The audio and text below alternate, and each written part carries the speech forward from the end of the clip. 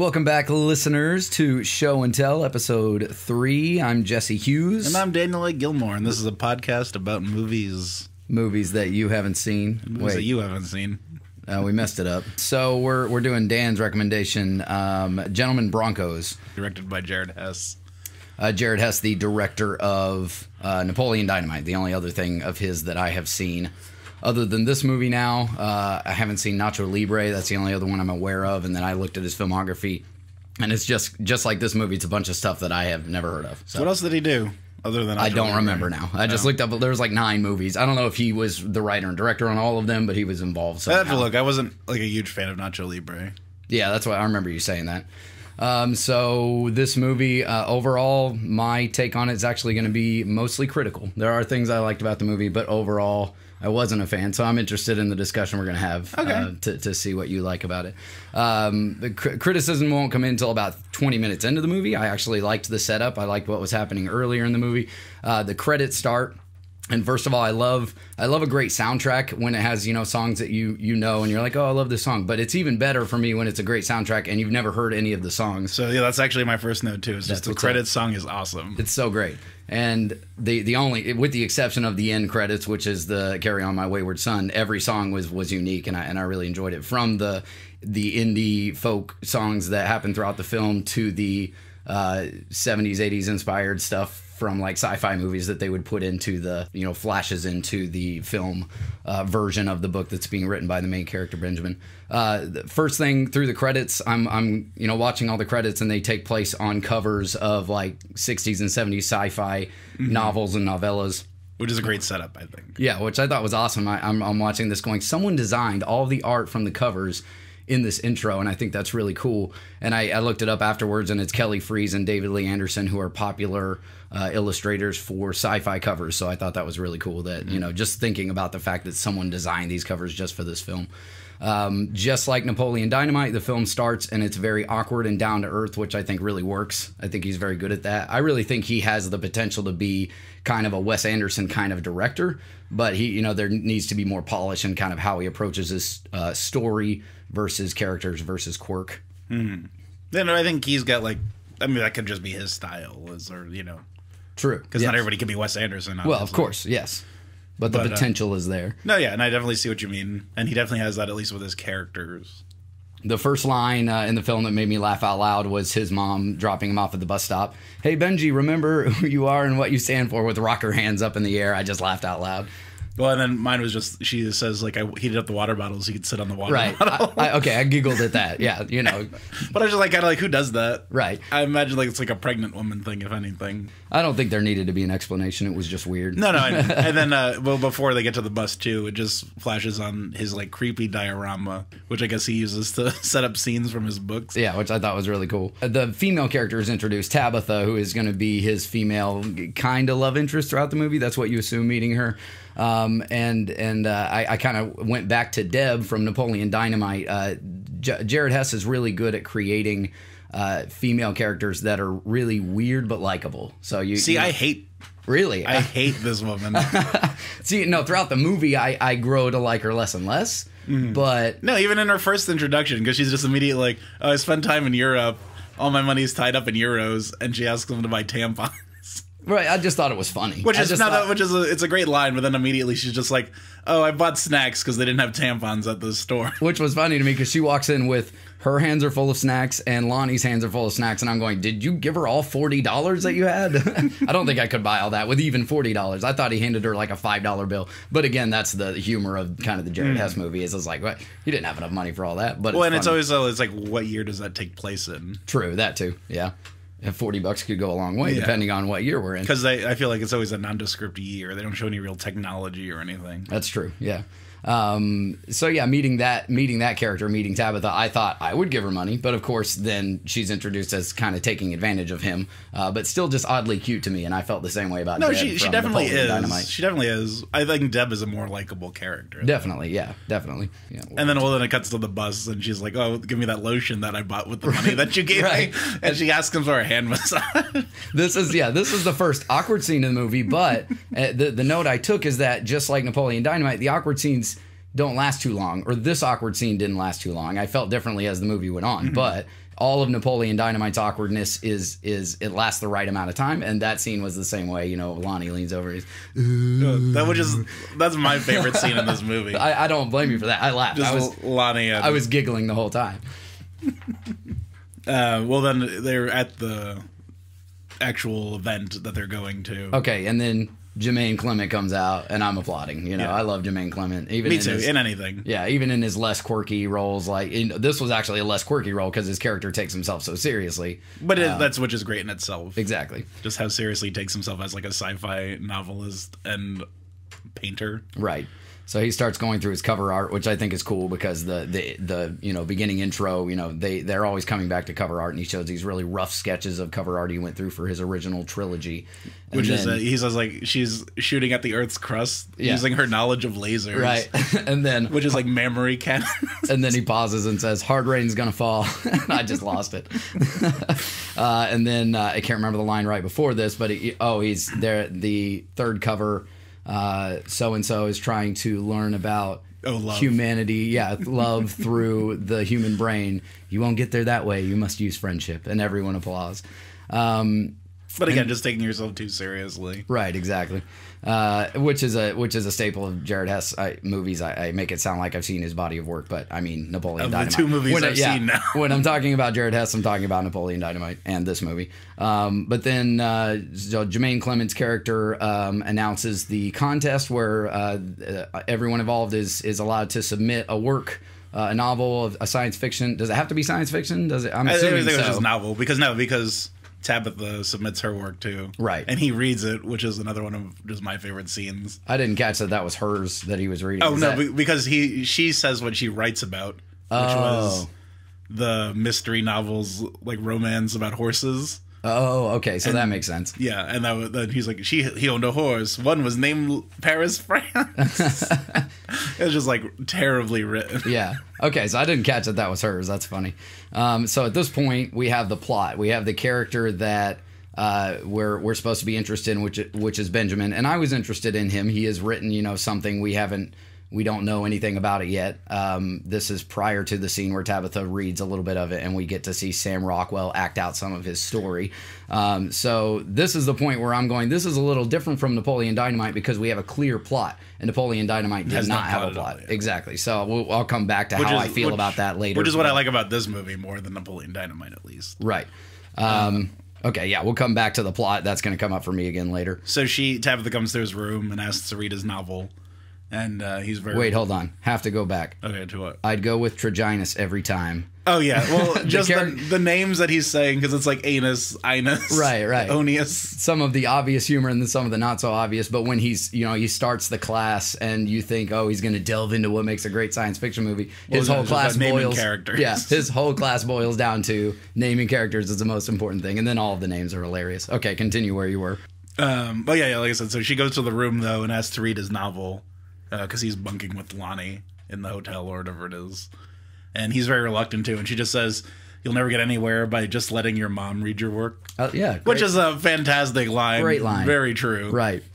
And he reads it, and then it cuts, to Sam Rockwell, which is just my favorite bit of the movie, is Sam Rockwell's scenes. I completely agree. Love all of his scenes. Because Sam Rockwell just fantastic anyway. He is, yeah. So yeah, him and like this... sci-fi, like written by a child, right? Kind of ridiculous inside the NAD lab, and then the very realistic Lynx attack. Oh yeah, exactly. A lot of juxtaposition here. Which just like a puppet lynx flies through the window, right? And it's a real lynx biting this guy's neck, right?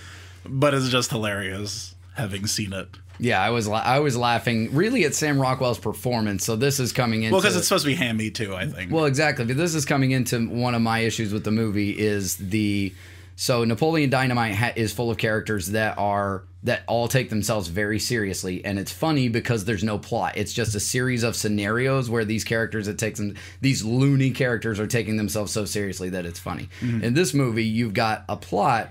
And then all the characters are taking themselves too seriously within this plot. And to me, it just didn't work. Like the characters and their seriousness was not intriguing to me the way that it was in Napoleon Dynamite. But the one character that stands out that I think performed it right was Sam Rockwell's character.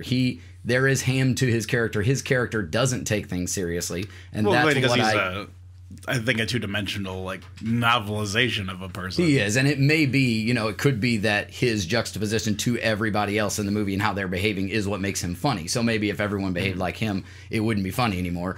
That's that's something to consider. And again, arguably the best actor in the movie. Well, of course, yeah, that's the thing. He's the only A-list actor that's there in the film. But yeah, that was why I always enjoyed Sam Rockwell's scenes, like when it switches to Jermaine's begun rewriting Sam Rockwell's part. Well, yeah, and that's skipping ahead a little bit. It is, yeah. But just so within the scene that we're at, after Link's attacks, he gets let out of the NAD lab and he grabs all the it's literally just like mason jars, right, filled with like full with nads, yeah, filled with a testicle, and he leaves one behind though, because he grabs one, walks away, comes back, grabs the rest of them except for one, and I just I like to imagine that was actually his that he left behind.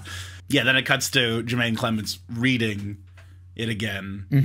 And, so he's reading it, and I'm thinking now the story's going to go into he's so impressed with this that he takes on Benjamin, and they start to create a film out of this. Out of this novel that he's reading, and that's actually the movie I wanted to see. Like, in hindsight, I think that would have been a better film. But Jermaine slowly becomes the villain in that he starts to rewrite it, and I'm thinking, oh, he's just polishing it, but no, he's rewriting it. No, he's completely rewriting it. So he can put his name on it. And well, it's because you find out like he's having issues with coming up with new ideas or something. Right. But what was his idea? He does pitch Moon Fetus. Yes.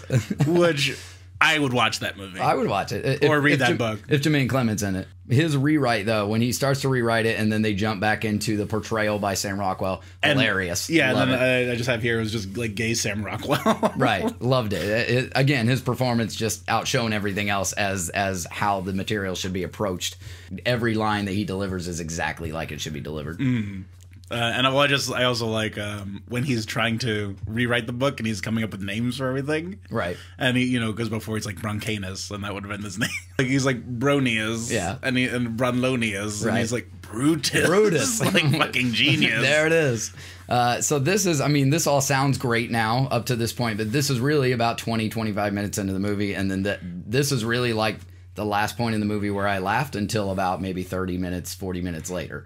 So like from this scene, they go into, I think it was the first scene again with his mom.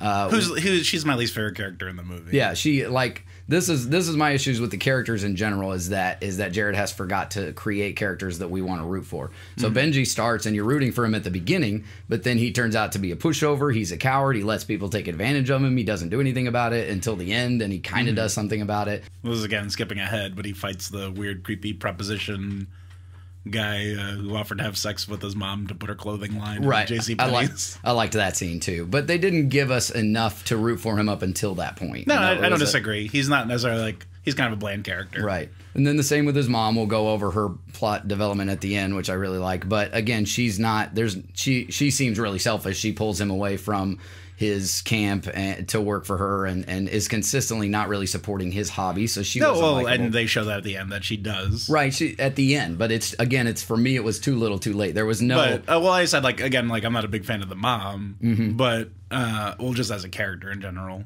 Right. But I think he feels responsible for his mother just because of the father's death. He does. Who is Bronco. Right.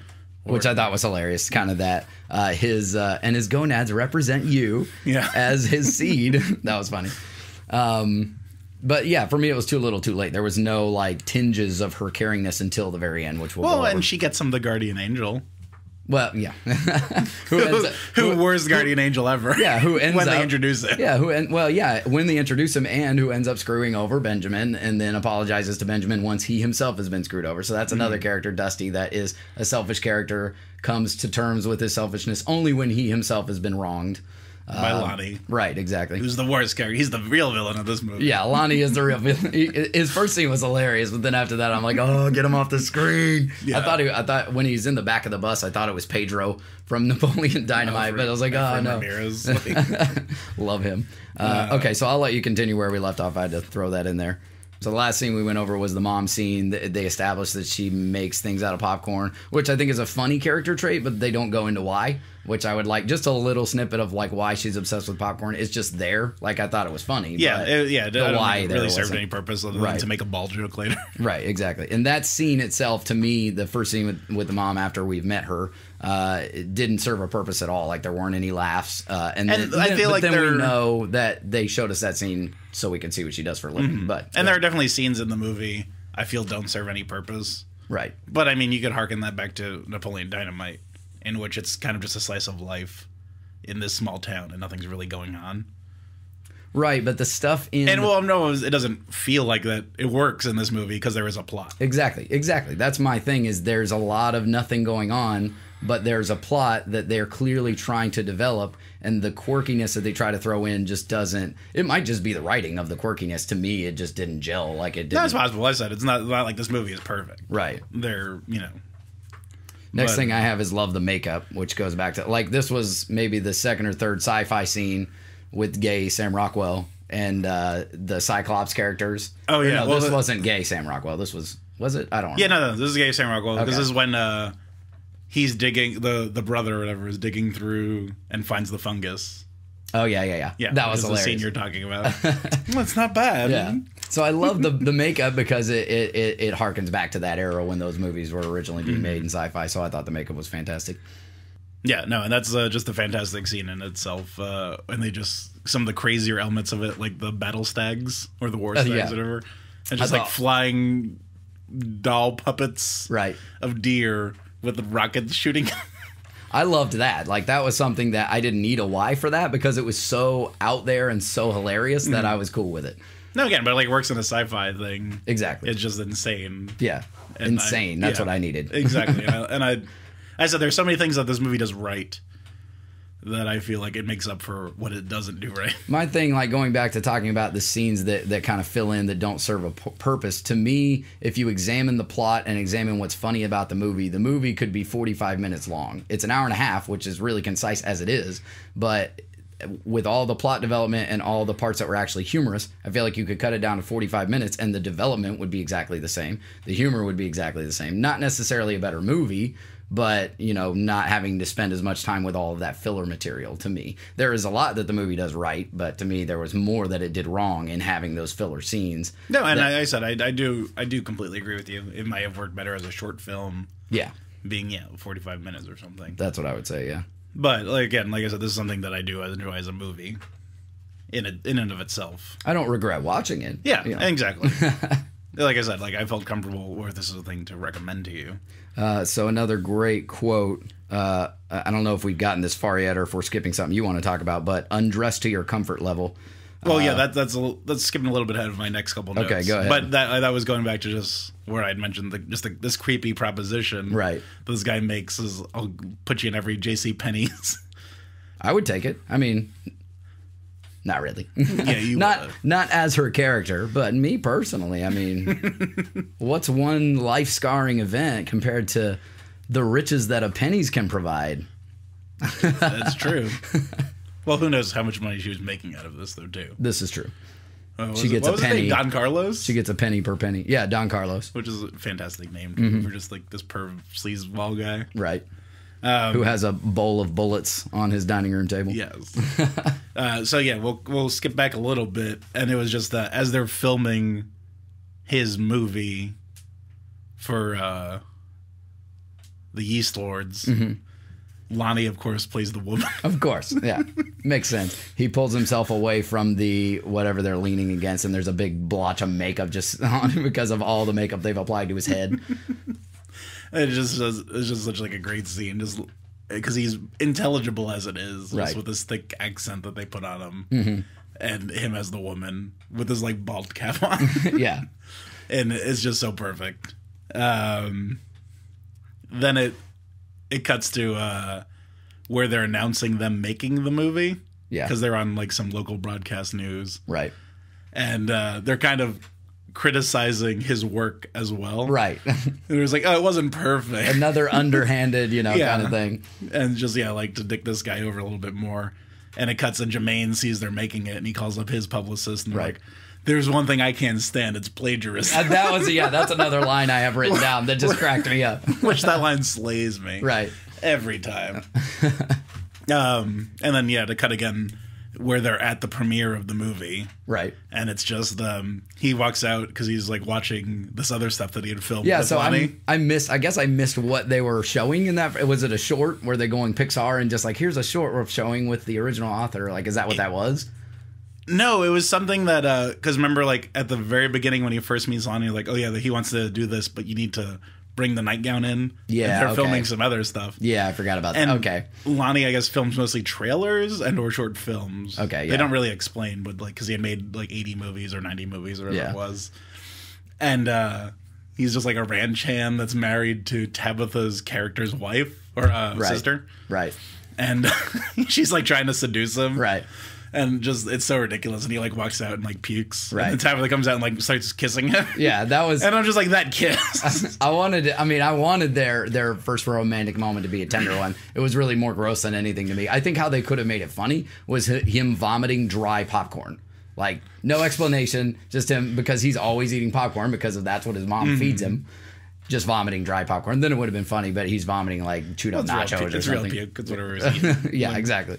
And she just kisses him, and it's all over her. And then she swallows. Yeah, too. just... And it's a disgusting scene. It's disgusting, yeah. It was more disgusting than funny for me. And then that's when it cuts, and then they leave, and then that's, like, Don Carlos's... Yeah. So that shootout scene was pretty hilarious because they bring back the dart gun, which is just kind of this extraneous plot element that's thrown in there as this funny connection between Dusty and Benjamin. But then Which is what I was saying before, where he's just like this terrible guardian angel. Right. Because he comes with a snake. A shitting snake. Like, poops all over. Yeah. Which is ridiculous. Do snakes don't... Is that like It's- that? I mean, it can they? It can be wet, and that was a big snake. Yeah. So it definitely can happen. All right. I've had a snake poop on me before. It wasn't a snake that big. I want to know about the snake that pooped on you. I own snakes sometimes. Well, So I like snakes. Is it like bird poop, or is it like what they showed in the movie? Yeah, it definitely wasn't like what they showed in the movie. Okay. Yeah. See, I learned something. I mean, yeah, they got to poop, but man, that was a lot of poop. Yeah, it was ridiculous. But it's a comedy moment. And again, course. like, if you didn't know what a snake pooped like, Yeah. that might be a little bit funnier to you. Right. It was still... Which again, yeah, like, that was kind of just a scene that was in there. Yeah, exactly. That was one of those scenes. But yeah, going back, like, as soon as... So she comes back out of the house. He's propositioned her. She doesn't want to do it. And then, Benjamin has his moment of humanity where he's like, I'm going to defend my mom. And then Don Carlos goes for a pistol, the extreme. And then instantly I went, the dart gun. Yeah, he's going to blow dart him. And so he dips it in some shit he randomly found on the... Well, that was... Oh, yeah, you're right about that. Because when they first show it, it's like, it's rat poison. Yeah. And his poop. A little bit of Dusty's poop. Which... So he just had to find some poop, which is essential to the darts working, I guess. I'm assuming Don Carlos died from the poo. It's just disgusting. He got exactly. dysentery. Yeah. I liked the touch of him throwing up a mannequin because his mom would have mannequins in the car because she's a designer, and then shooting him, with Don Carlos runs in and grabs some bullets out of a bowl on his table. I thought, very funny. Yeah. That was a very funny scene.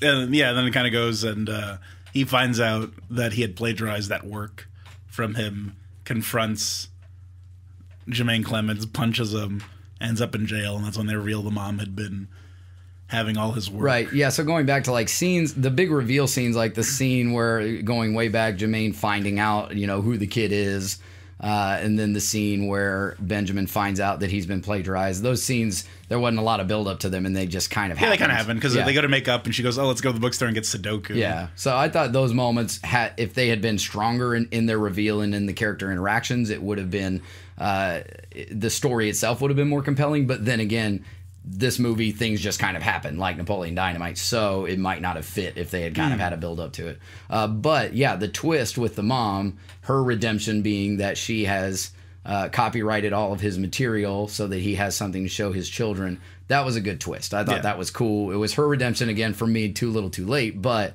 it was a really cool scene. She's handing him this box, and you're going, oh, what's this? It's going to be full of popcorn or something. And then it's all of his stories, and you realize how he's going to win in this tale. I thought that was a great twist. Yeah, and then so of course he wins and right. blah blah, and then it's the happy moment for the mom because and that's the end of the movie. Right, he puts on this fashion show. Right, I wanted there to be a last scene for Jermaine. Well, yeah. Well, like now that him you ending up in jail or something, or just losing all his stuff. Yeah, now that you mention it, I wanted to see that. I mean, think about that. And then with Tabitha's character. I wanted there to be a reconciling of Tabitha and Benjamin at the end, and there was, I mean, she was in his fashion show along with Lonnie, but there wasn't a, you know, the last time they interacted, she kissed him, he ran away. That was it. You know, I was like, oh, what's happening here? Well, no, same thing even with Jermaine. Like, he goes there, confronts him, and before he punches him, he's like, "Oh, he won a contest for the publishing thing." And he just like is giving him random prizes. Right. Yeah. See, that scene was good enough for me, which I love. He's like, he gets this jacket. Yeah. He's like, what else? What's gonna make him the jacket? Yeah. I'd shut up with that jacket. It's Jermaine Clement's jacket, and it's a badass jacket. Yeah. And it was just I love that scene. It's just stuff like that. Yeah. Just like, oh yeah, this jacket and a flight to any of the 48 continental states. And then and a trip to space camp, and that's when the audience Space goes, camp. ooh, lucky kid. Yeah. And then I was like, that age, I would have done anything to go to space camp. Right. And then he, you want to go to space camp? I would love to go to space camp. Let's go to space camp when we finish this. Okay. And then he makes his nose bleed with a bean pillow, which was also funny. Oh, yeah, and he's like, put down the pillow. Yeah, exactly. Put it down. Well, then he gets arrested, and he's like, yeah, get him. He's like, but be lenient. Yeah. Always leniency. Like that, yeah. I laughed at that. Because I feel like you sort of want to feel for him. Like, he's not like the worst guy. Right. Although what he's doing is just like the worst. I like the scene where he is actually painting his cover art, and it's actually good. Like, the cover art in the scene in the auditorium is bad. You know, it's his rough doodles because he did 47 for and he was like 12 when he did them or whatever. Right.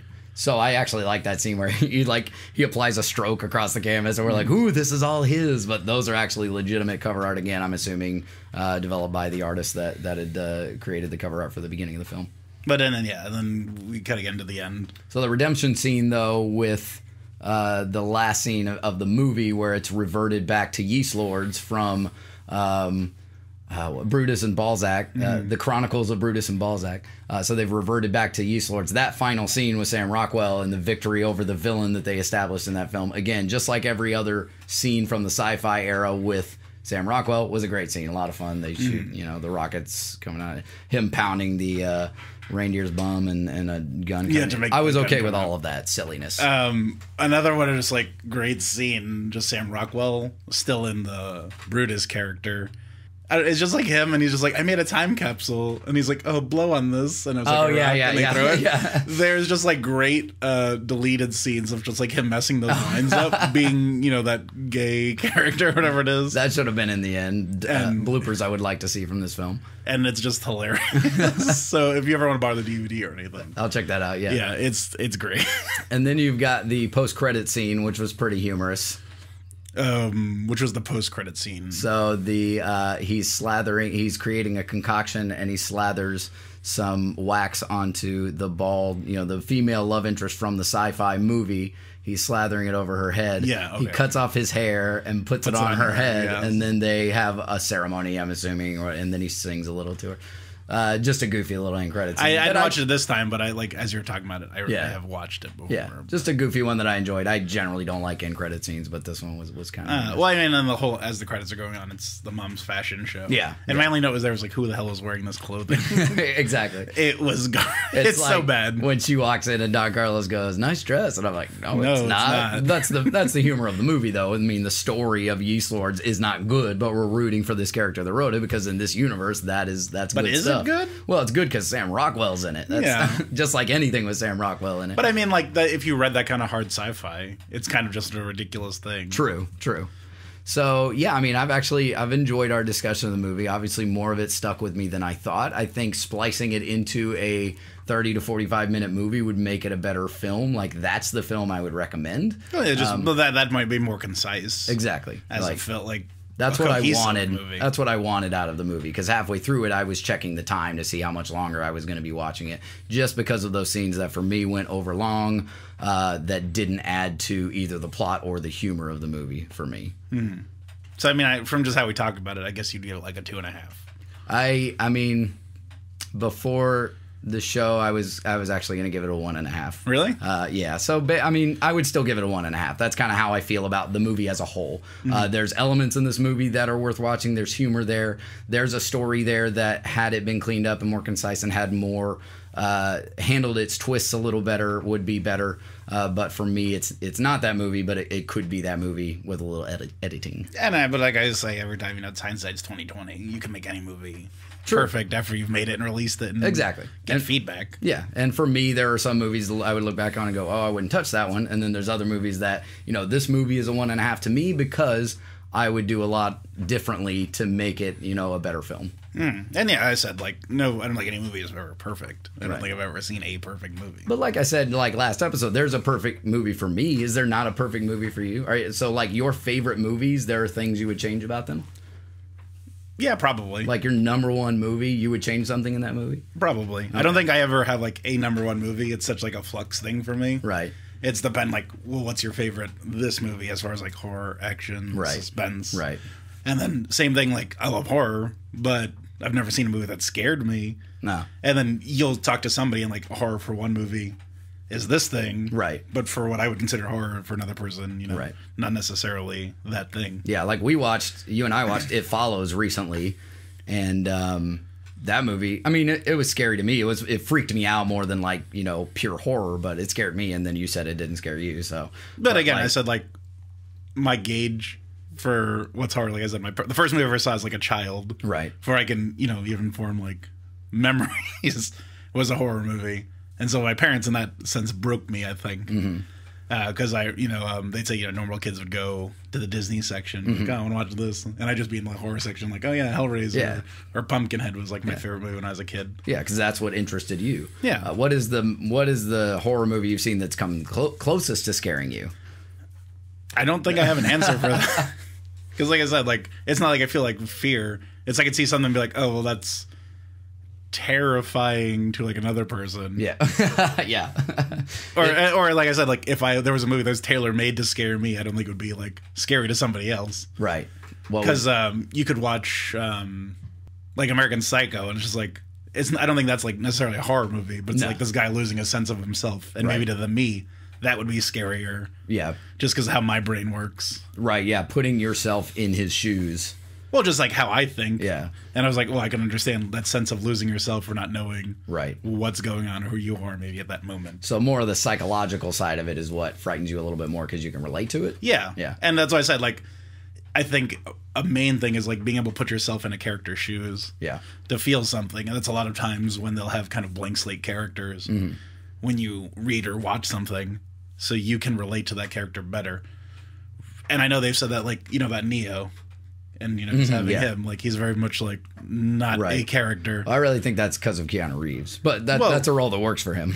But exactly, that's what I'm saying. Is any kind of, action hero, very kind of a two-dimensional character. Right. And so it's a character that you can get behind and or relate to and see yourself as. Right, and kind of be... Yeah, that makes sense. I like that. Yeah. And that's but that's what I'm saying. That's a legitimate writing thing. Right.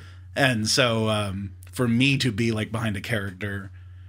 I don't want to be I relate to Keanu Reeves in this movie. Right. It's more I relate to this in-depth character. Right. Who's maybe losing their mind or their sense of self, because I understand that. Right. Well, that makes sense. Yeah. That's really cool. And so that's what I was so for horror, when you have just this character is doing this, I don't see myself I wouldn't react in that situations the same way somebody would react. Okay, yeah, I follow you there. And so I'm watching Freddy killing somebody or Jason killing somebody, and I'm just oh, okay, well, this is entertaining to me because you're getting to see these depths and stuff. Right. And I know that's a lot of horror now has evolved or devolved maybe into that, which I'm fine with. Right. Because it's entertaining. Yeah. Yeah, exactly. You're seeing something that you're anticipating not to see in your real life, so it's something Yeah. But would I find that to be scary? No. Okay. I was maybe if I was alone in my house and there was a noise or something, you're oh, well, that's creepy or something. Yeah. But I'm not necessarily afraid. Right. My real life fears, it's some dude coming out from underneath the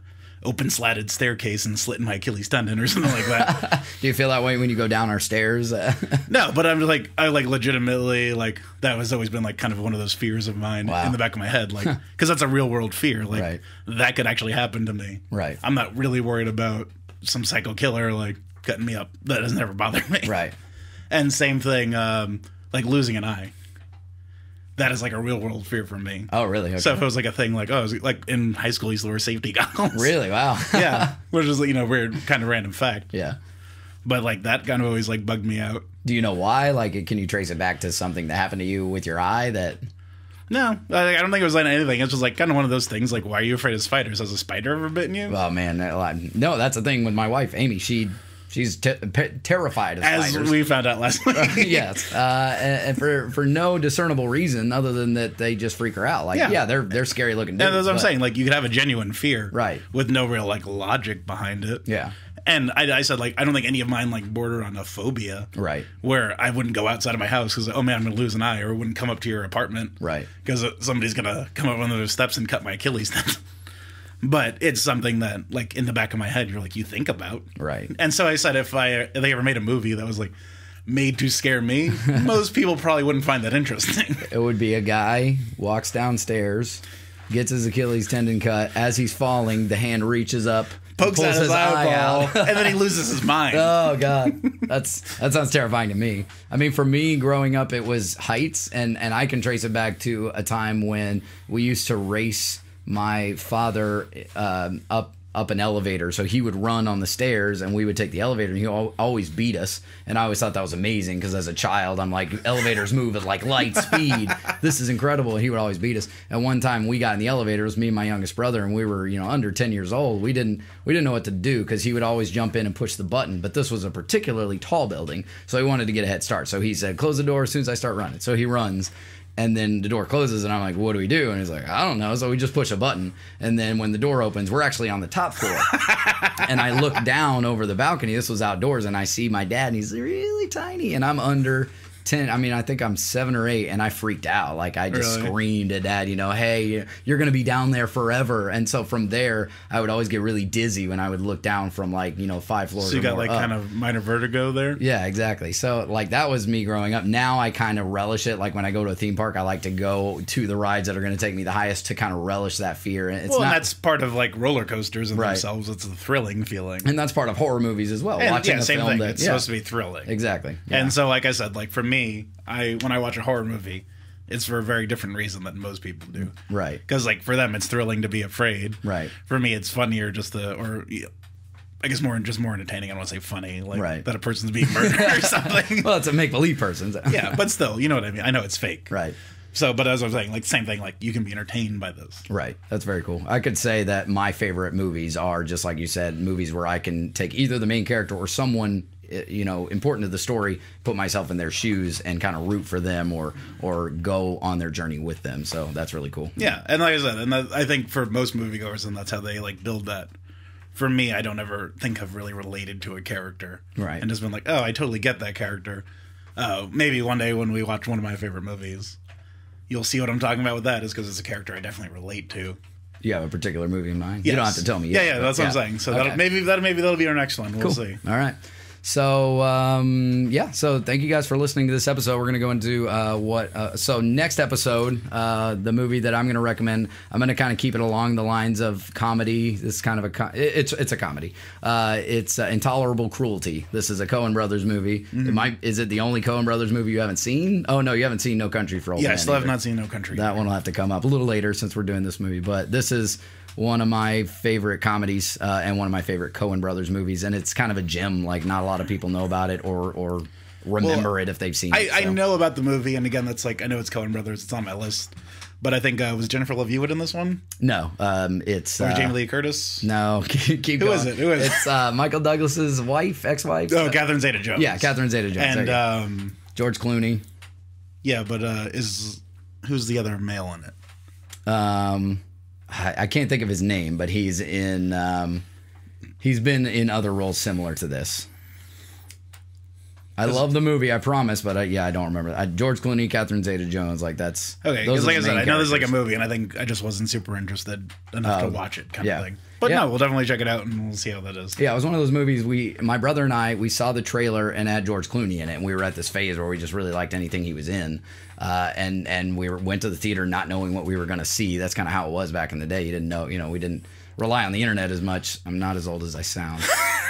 So we went there and it was like, oh, you want to see Intolerable Cruelty? And we were just expecting like this romantic drama with George Clooney and Catherine Zeta-Jones, and it was hilarious. But we didn't know at the time that it was a Coen Brothers movie. It might actually be the first Coen Brothers movie that I've seen. But anyway, I digress. We will discuss more next week. Thank you guys for listening. I'm Jesse Hughes. Daniel Gilmore. You guys have a great night.